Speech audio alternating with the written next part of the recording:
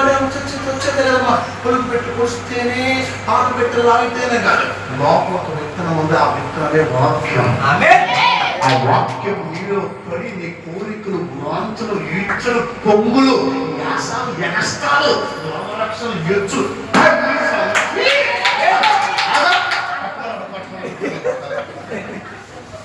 లోకరక్షణ ఉన్నాయి చూసారా, ఎగస్తాలు చూసారా. 4 రూపాయలు ఇస్తే ఎక్కడంతా అడుగుతాం.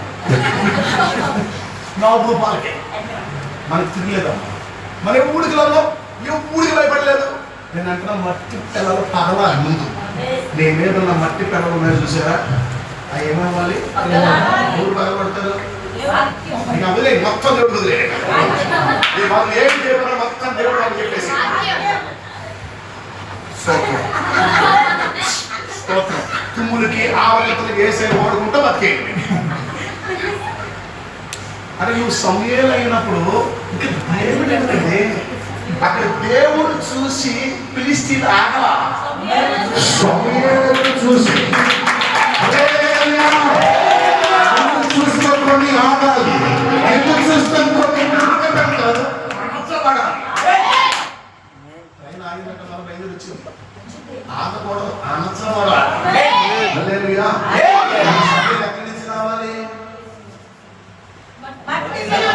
ఎందుకు మట్టేది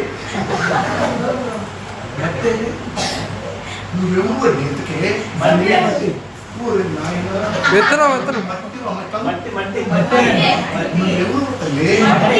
మట్టి. నువ్వు పాన్స్ రాసినా, నేను లవ్లీ రాసినా, సంపూర్ రాసినా, దవ్వు రాసినా మట్టే. గదిలో అన్ని లైట్లా కూర్చున్న కిలో మట్టి వస్తుంది నీ దగ్గర నుంచి.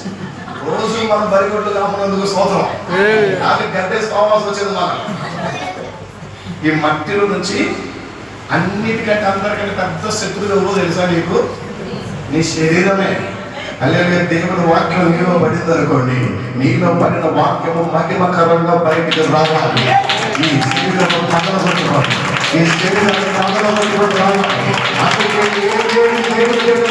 నీ జీవితాన్ని ఆపుతున్నాయో, నీ శరీరం సంబంధించిన ఏమన్నాయో, శరీర సంబంధించిన ఆలోచన